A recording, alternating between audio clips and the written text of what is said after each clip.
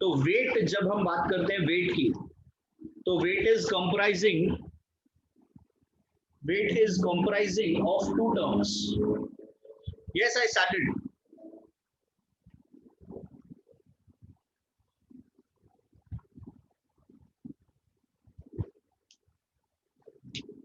mg. तो किसी body का मास 0 हो सकता है क्या? नहीं. इसका मतलब जब हमको वेटलेसनेस का फीलिंग चाहिए, या वेटलेसनेस की फीलिंग कब आ सकती है? जब आपका ये जी वाला टर्म 0 हो जाए, क्योंकि मास 0 नहीं हो सकता. तो कौन सा टर्म 0? ये जो जी है बेसिकली एक्सेलरेशन वाला जो आपका टर्म है. जब आपका एक्सेलरेशन वाला टर्म 0 हो जाता है, तब यू कैन से कि you are getting a feeling of weightlessness, या a is equal to g वाले कंडीशन में जब हम पहुंच जाते हैं, तो हम क्या बोल सकते हैं? तो हम बोल सकते हैं कि वी आर एक्सपीरियंसिंग वेटलेसनेस. अब सबसे पहले जो हमने अभी तक पढ़ा है, small g on the surface of earth, g 9.8, as we go on increasing the height, h बढ़ता जाएगा, then what can you say about small g? h increase हो रहा है. शाबाश निशा, बहुत बढ़िया, very good. Come on students, quickly. If h goes on increasing, what happens to the value of g?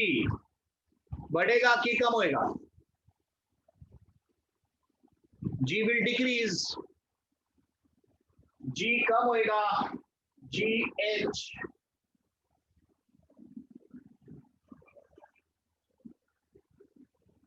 तो because denominator बढ़ रहा है, इस वजह से जो आपका न्यूमरेटर है वो कम हो जाएगा. सो एंसेला, गौरी, श्रद्धा, रुशिक, all of you who have written the answer as decrease, तन्मय, ये करेक्ट है. ठीक है. तो h देखिए, h डिनोमिनेटर में, h का वैल्यू आप पहले लिखो r, तो डिनोमिनेटर हो जाएगा 2r. फिर आप लिखो 3r, तो ये टोटल हो जाएगा 4r. 4r का स्क्वायर अपॉन 16 हो गया.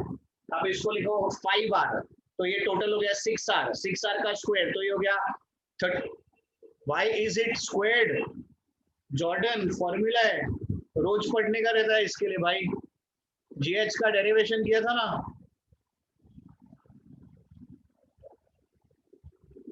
ये तो अपन ने डेरिवेशन की हुई है. तो ये आपका फॉर्मूला है h if it is increasing, g का वैल्यू डिक्रीजिंग. मतलब if you take h as infinity, then what is the value of g? 0. आगे आंसर. तो g हम लोग 0 पहुंच सकते हैं. वेरी गुड, ये हम लोग ने gh से देख लिया. Let's have a look at gd.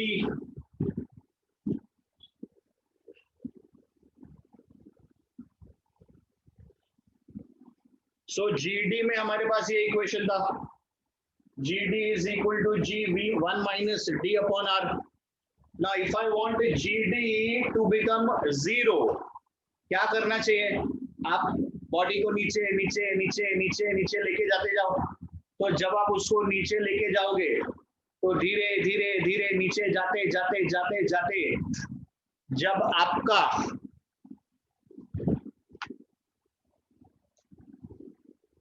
d becomes equal to r, r upon r कितना हो गया? 1. 1 minus 1 कितना हो गया? 0. 0 into g कितना हो गया? 0. तो भाई ऊपर ले जाके और जमीन के अंदर या अर्थ के डीप में जाके भी we can achieve this value of weightlessness. तो ये तो हो गया दो example. See I am whatever we are doing, you will not find these things in the textbook. I am just trying to get your concepts correct. अपने text book में एक ही condition दिया है, वो हम क्वेश्चन आंसर के हिसाब से समझेंगे. बट जब आप बोलते हो वेटलेसनेस, तो देखिए हमने वेटलेसनेस अचीव कर लिया है एट वेरी ग्रेट हाइट्स. जब आप बहुत हाइट पे पहुंच जाते हो तो जी जीरो हो जाता है, या जब आप बहुत डीप चले जाते हो तो आपका जी जीरो हो जाता है. Now coming to, this is what we have already studied, right? Now coming to the third वाला केस. बहुत मस्त केस है, बहुत इंपॉर्टेंट केस है. मैं आपको डायरेक्ट रिजल्ट दे दूंगा. G5 या G lambda. So if you recollect this formula, G lambda या G5, it is equal to G minus R omega square cos square lambda. अब इधर फाइ लिखोगे तो इधर फाइ लिख देना, इधर थीटा लिखोगे तो इधर थीटा लिख देना. ये था अपना rotation, Earth's rotation. Now supposing we take the equatorial plane. तो जब हमने equatorial plane ले लिया, yes correct, this is lambda. So lambda can be replaced by phi, it can be replaced by theta. Different books may have different terminologies, so that is why I'm saying कि वो point of confusion नहीं बनना चाहिए अपने को. Anyways, अगर हम बोलते हैं कि हम इक्वेटोरियल प्लेन में अगर आप रख रहे हो बॉडी को, तो योर लैम्डा cos 0 is 1, सो ये टर्म आपका निकल गया.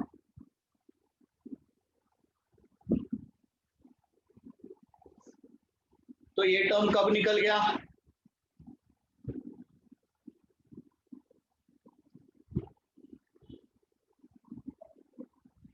जब हमने बॉडी ले लिया इक्वेटर पे. तो हमने बॉडी किधर लिया? इक्वेटर पे. ये टर्म आपका निकल चुका. क्या मिला मेरे पास? G is equal to G minus R omega square. I want this term to become 0. Radius तो चेंज नहीं होगा, रेडियस उतना ही रहेगा. इसका मतलब ये जो ओमेगा है, अगर आप ओमेगा को बढ़ाते जाओगे तो आपका ये G का टर्म क्या होते जाएगा? कम होता जाएगा. बहुत इंपॉर्टेंट एस्पेक्ट है, इस पे अपने को seriously application point of view से ध्यान देना चाहिए. नो प्रॉब्लम अनवित, no problem. So if omega is increasing, your G lambda goes on decreasing, and to achieve this value as 0, अर्थ अभी भी घूम रहा है ना, अर्थ अभी भी घूम रहा है.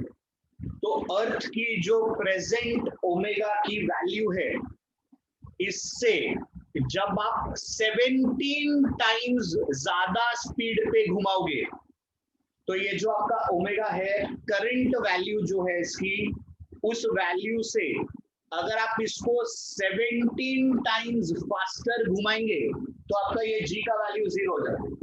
सो if omega 2 is equal to 17 times omega 1, then please remember,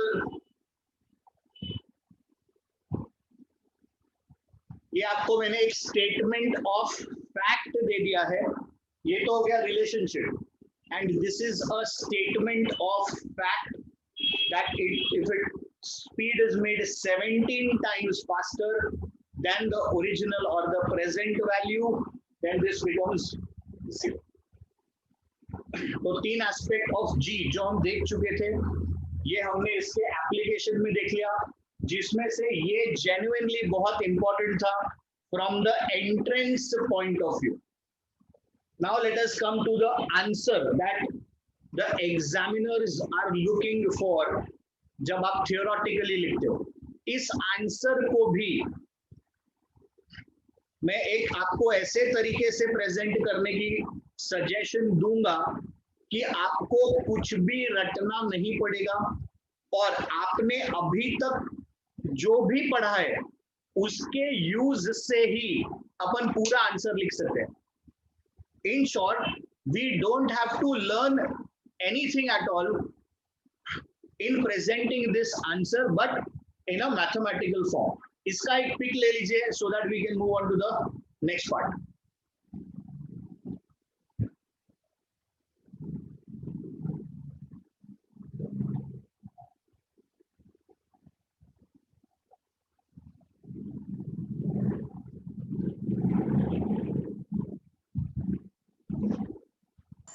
Done, sir.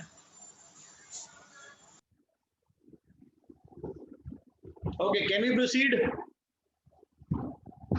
Okay, great.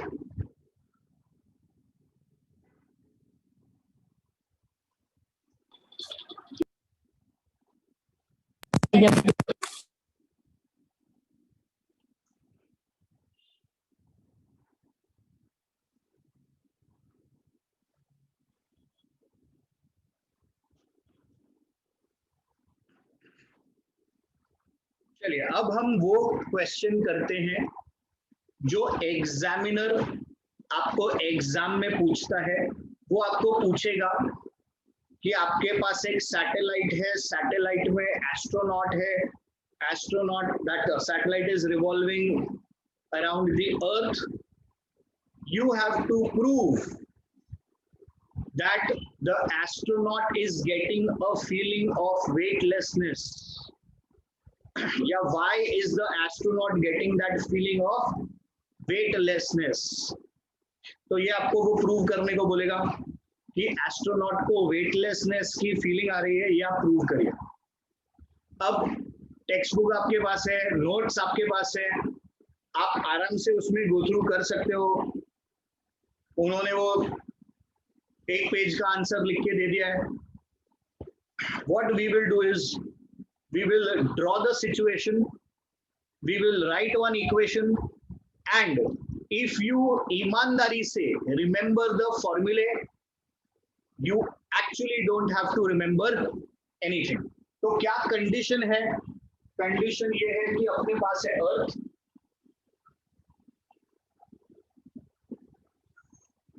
ये एक ऑर्बिट,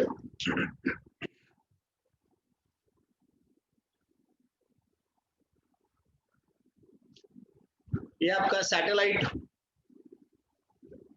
सैटेलाइट में आपके पास में है एस्ट्रोनॉट,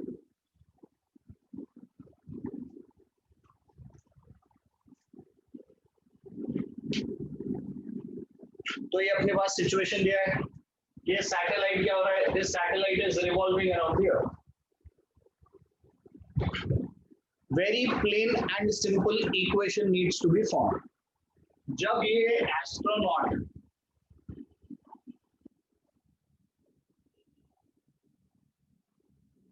इसका weight acting towards the centre,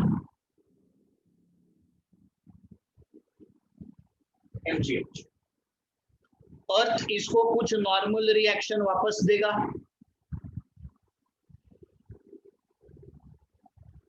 ये हो गया इसका नॉर्मल रिएक्शन.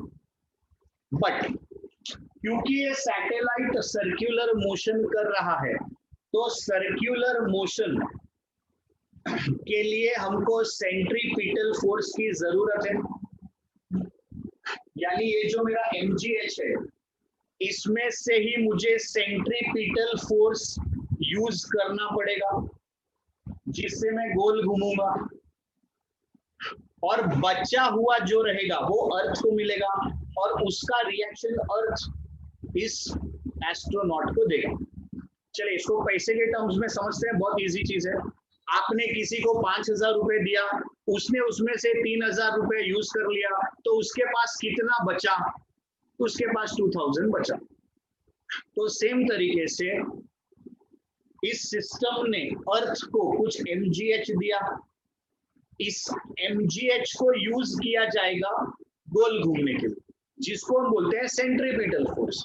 तो जो भी बच गया वो अर्थ इसको लौटा देगा in the form of normal reaction.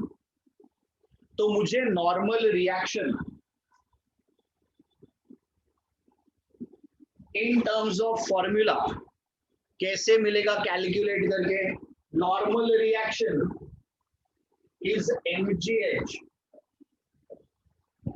minus cpf. So this normal reaction, it will be the weight that will be experienced by this astronaut. तो एस्ट्रोनॉट जो वेट एक्सपीरियंस करेगा वो रहेगा ये m. अगर आपको ये बात समझ में आ गई है, अपना काम खत्म हो गया. और बोलेंगे कैसे सर, कहाँ पर, मुझे तो कहीं पे जीरो नहीं दिखाई दे रहा. वो जीरो लाना पड़ेगा आपको. ठीक है, अब कैसे लाएंगे? GH का फॉर्मूला पता है आपको?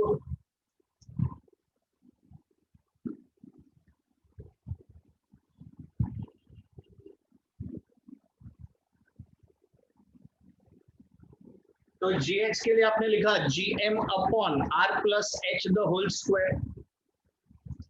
Centripetal force,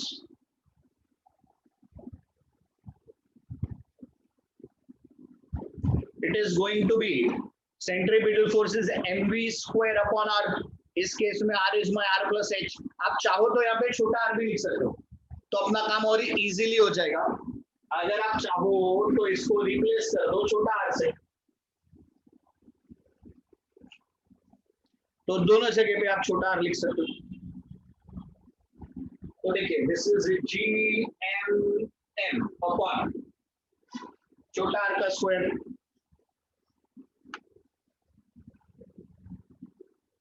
minus m upon r.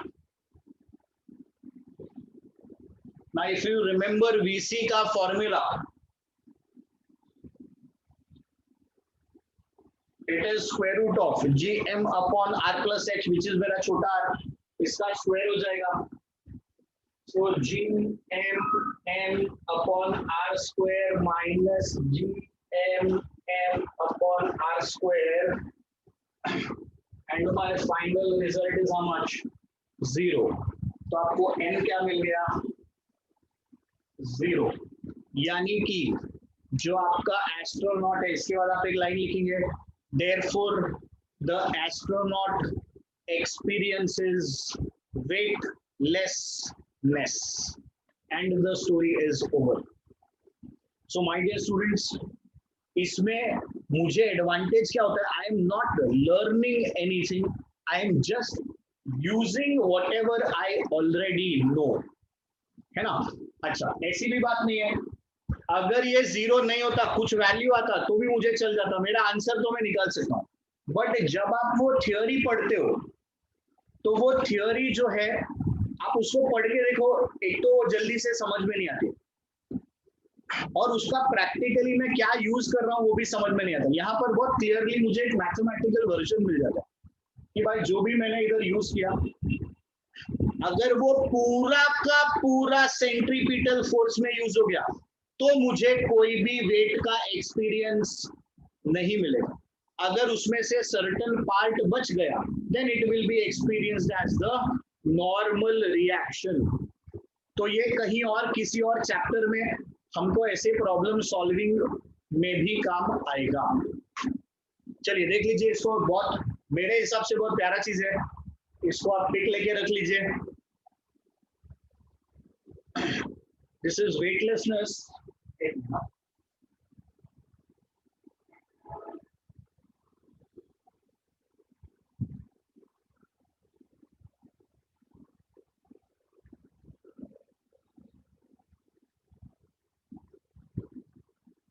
So this will be weightlessness in a spaceship which is revolving.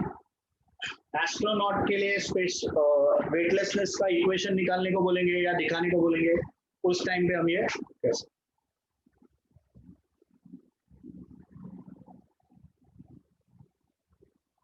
Okay, pick done.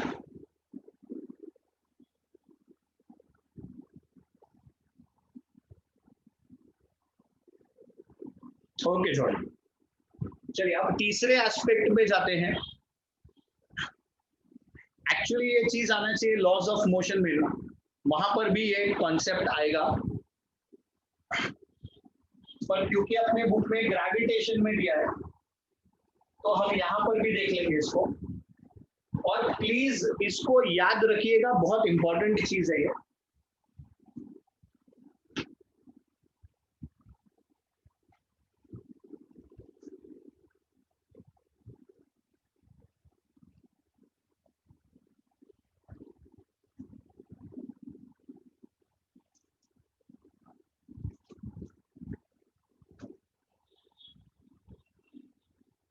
तो न्यूटन का सेकेंड लॉ क्या बोलता है भाई?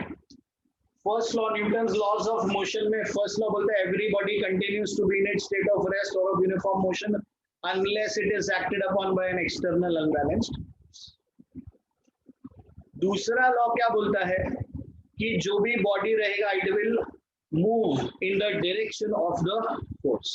तो अगर मेरे पास में एक मूविंग बॉडी है, मतलब उस डायरेक्शन में जो फोर्स है वो ज्यादा होगा as compare to the force which is acting in the opposite direction. ये कॉन्सेप्ट हमने फ्रिक्शन में भी देखा था कि जब अप्लाइड फोर्स फ्रिक्शनल फोर्स से ज्यादा होगा तभी बॉडी आगे बढ़ेगा। अब यहाँ पर जो हम देख रहे हैं that is for a lift, ठीक है? तो यहाँ पर लिफ्ट इन मोशन रहेगा। So let us see what are the different cases that are possible for a lift.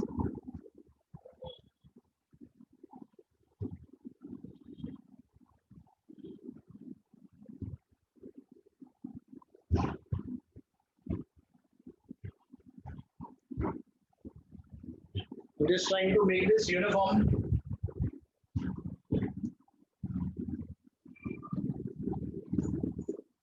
So it's the same lift in all the four cases.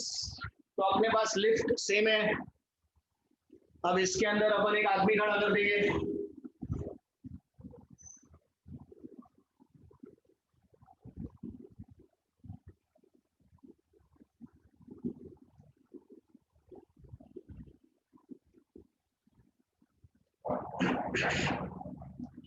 So my dear students, case one lift ऊपर जा रही है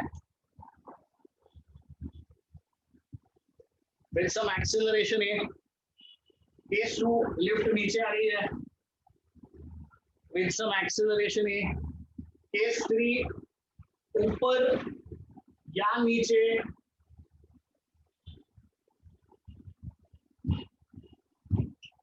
with constant velocity.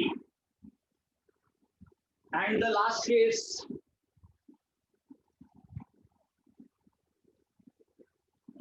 Free fall, मतलब आपने उसका cable काट दिया ऊपर से। चलिए तो एक एक करके let us try to understand each and every equation. Students game है एक लाइन लिखने का, गेम है एक इक्वेशन फ्रेम करने का, बाकी सॉल्विंग पार्ट बहुत इजी रहेगा। तो यहाँ पर सिचुएशन क्या है? अपने पास में एक लिफ्ट है, लिफ्ट में ये एक आदमी खड़ा हुआ है। लिफ्ट इस केस में where is the lift going? Lift is going in the upward direction with some acceleration a. हमको फाइंड आउट करना है कि इसको वेट का क्या फीलिंग आ रहा है। इसका एक्चुअल वेट अलग होगा और जो वेट ये एक्सपीरियंस करेगा उस वेट का जो आंसर आएगा वो अलग रहेगा। सो ये हमारे चार अलग अलग केसेस है। Let's try and make the equation, क्योंकि हमने एक बार इक्वेशन बना लिया उसके बाद आप ये चारों केसेस बहुत आराम से कर सकते। So where do you think will the weight act in all the four cases? Where is the weight acting? The weight is acting in the vertically downward direction. Weight is mg.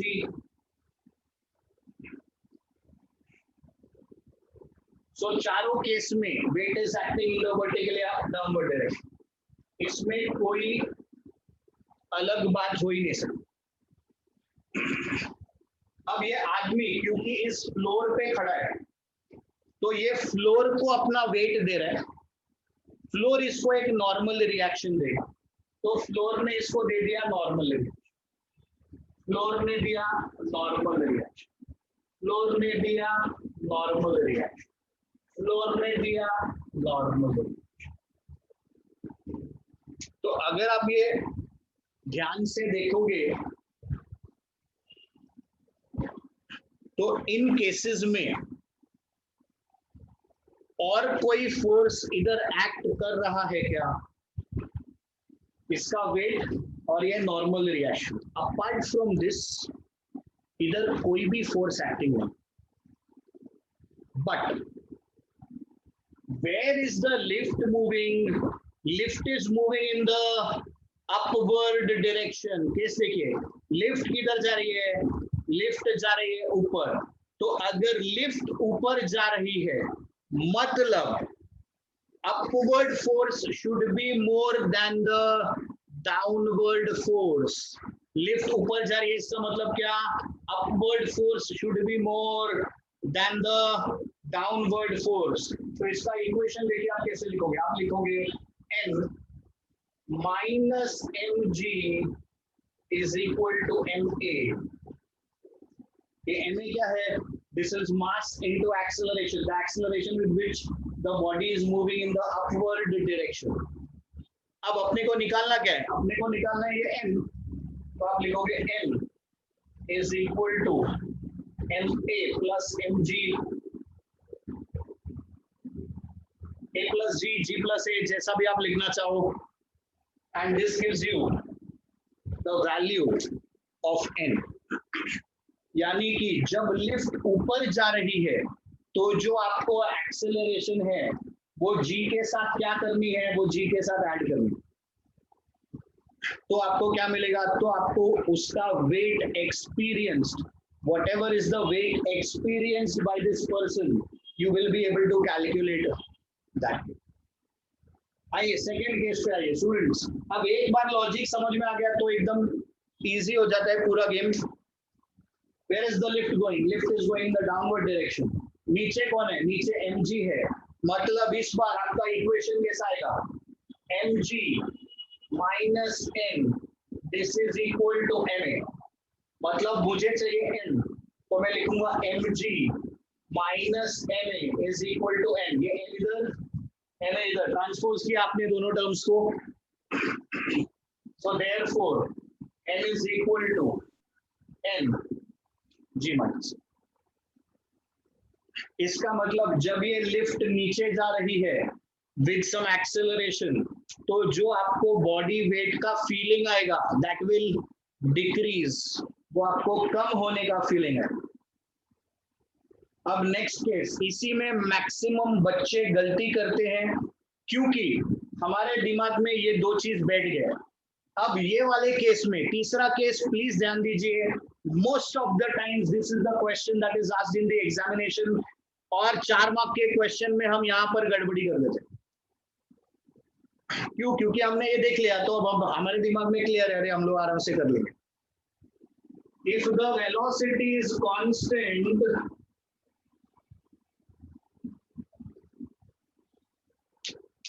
derivative, very good Tanvi, acceleration is the rate of change of velocity, and if your derivative, you're taking the derivative of a constant, the answer is 0. तो इस question में क्या होता है, वो आपके lift को ऊपर लेके जाएगा या नीचे लेके जाएगा, कैसा भी स्टोरी, इन दोनों में से कोई भी एक story, but he will not give you the acceleration. He will say it is moving down with a constant velocity of 3 meters per second. That is moving up with a constant velocity of 5 meters per second. Velocity constant हो गया मतलब आपका acceleration 0 है. In this case, please note, कुछ ऊपर नहीं कुछ नीचे नहीं, तो n और mg दोनों इक्वल है. अब कोई भी एक इक्वेशन लिख लो अकॉर्डिंग टू द कंडीशन, नीचे जा रहा है या ऊपर जा रहा है, अकॉर्डिंग टू दैट कंडीशन आप ये लिखो. आपके पास a का वैल्यू 0 है तो आपको final answer n is equal to mg. So this is your condition number 3.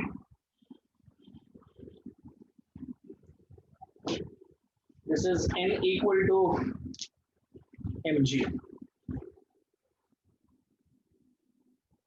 ठीक है, ओके. आइए चौथे केस पे जब आप पहुंच जाते हो, when I'm saying that this is a free fall, for a freely falling body. Now this has achieved the condition of weightlessness. अब बोलोगे कैसा, ऐसा कैसा वेटलेसनेस बोल रहे हो? एक्चुअली ये यही केस है ना, ये फ्री फॉल वाला जो केस है। क्या किया आपने? आपने इस केबल को कट कर दिया है। जब आप ये केबल कट कर दोगे तो it is now going down with acceleration equal to how much? With acceleration equal to g. Correct. So your a is equal to g now, and if a becomes equal to g, g minus g हो गया कितना? 0. तो ये वाला जो case है ये है आपका weightlessness.